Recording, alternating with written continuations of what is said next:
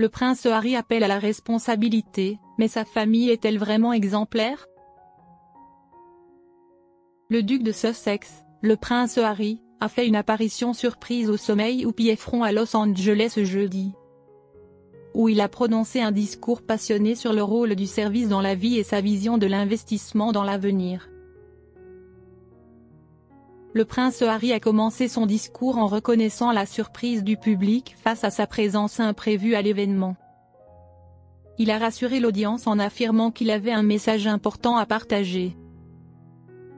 « Je suis ici pour parler d'un sujet qui, je crois, résonnera en vous tous en tant que leader, créateur, bâtisseur et agent du changement. Comment pouvons-nous investir dans notre avenir commun pour relever les défis auxquels nous sommes confrontés aujourd'hui en tant que société divisée ?» a-t-il demandé avec réflexion devant l'auditoire. En tant que père et membre de la famille royale, Harry a souligné son engagement à chercher des solutions aux problèmes actuels. Il a insisté sur le fait que le pouvoir et l'influence s'accompagnent d'une responsabilité, et qu'il concentre aujourd'hui ses efforts sur des solutions concrètes. Étant un homme né dans une vie de service, j'ai compris que le pouvoir et l'influence viennent avec des responsabilités, a-t-il déclaré. Et aujourd'hui, je suis déterminé à rechercher et à investir dans des solutions. Dans son discours, le prince Harry a mis en avant l'importance du service tout au long de sa vie. Il a partagé ses expériences à travers le monde, du Nigeria au Népal, de Sydney à Santa Barbara.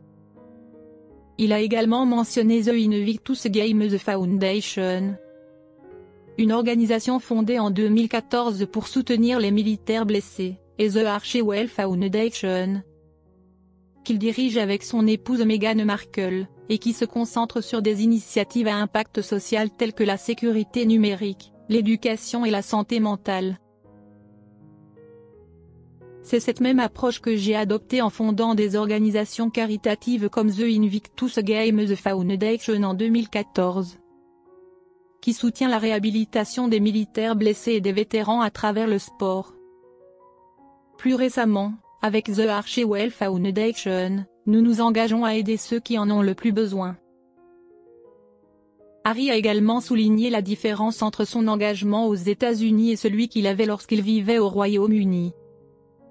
Il a expliqué que, tandis qu'auparavant son travail se concentrait principalement sur la philanthropie, il s'investit désormais davantage dans des mesures préventives et des investissements à long terme pour résoudre les problèmes à la source.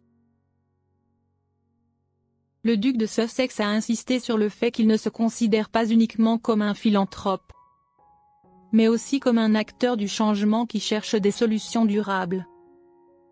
Il a encouragé les individus et les entreprises à investir dans des compagnies capables d'agir sur les causes profondes des problèmes sociaux.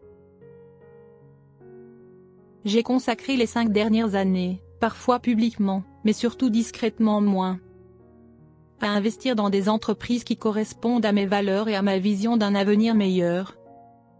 Des entreprises qui comprennent la puissance et l'importance du service, a-t-il expliqué. Il a également alerté sur les effets de la technologie sur la société, en particulier sur les enfants.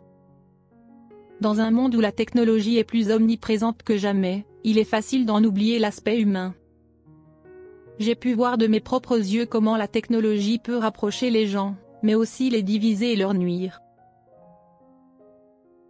Il a appelé les entreprises à adopter un modèle économique durable qui place le service au premier plan. Chaque décision commerciale peut refléter un engagement à servir les autres, que ce soit vos clients, votre communauté ou notre planète.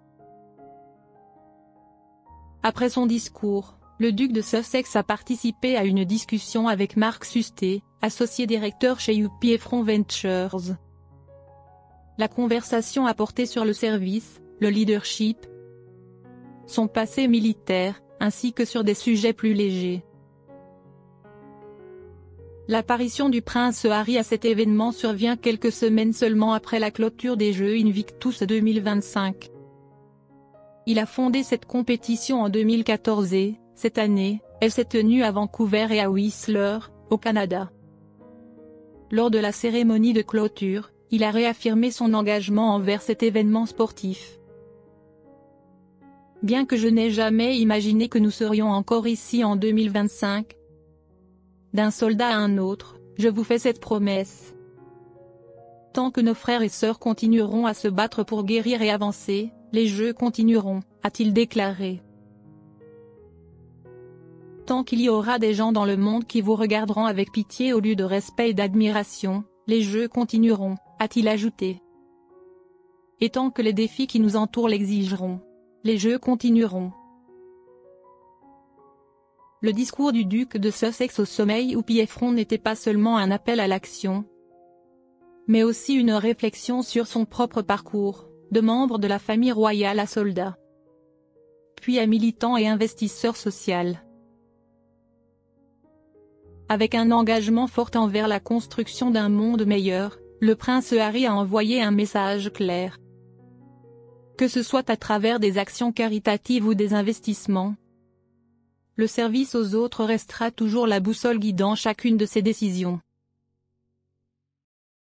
Cependant, en parallèle des avis favorables, son discours a également suscité de nombreuses réactions contrastées.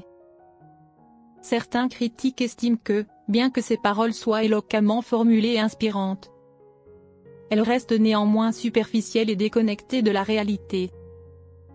La raison principale invoquée par ces sceptiques est le contraste entre les déclarations de Harry et les actions de sa famille, en particulier celle de son épouse, Meghan Markle. Les détracteurs soulignent que, tandis que le prince Harry insiste sur la responsabilité et l'engagement envers la communauté, Meghan ne semble pas refléter ces valeurs de manière évidente. Selon eux, depuis leur départ de la famille royale britannique en 2020, la duchesse de Sussex se serait davantage concentrée sur son image personnelle et ses projets à but lucratif que sur des actions philanthropiques véritables. Les engagements initiaux du couple en faveur d'un impact social positif et d'investissement durable ne se sont pas encore traduits par des résultats tangibles et convaincants. Certains analystes vont plus loin, en affirmant que, bien que Harry prône la recherche de solutions aux problèmes mondiaux, lui et sa famille bénéficient toujours du prestige de la monarchie qu'ils ont pourtant choisi de quitter. Plutôt que de se consacrer uniquement à des œuvres caritatives, comme il l'affirme, le couple Sussex a signé plusieurs contrats lucratifs, notamment avec Netflix, Spotify et d'autres grandes marques. Cela soulève une question, leur principal objectif est-il réellement de servir la communauté ou de bâtir un empire médiatique personnel? Par ailleurs, les déclarations du prince Harry concernant sa neutralité politique et son refus d'être influencé par des idéologies ont également été jugées contradictoires.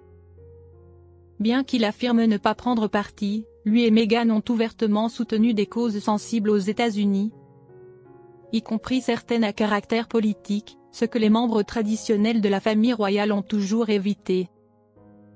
Ce paradoxe amène certains à questionner la cohérence de ces prises de position.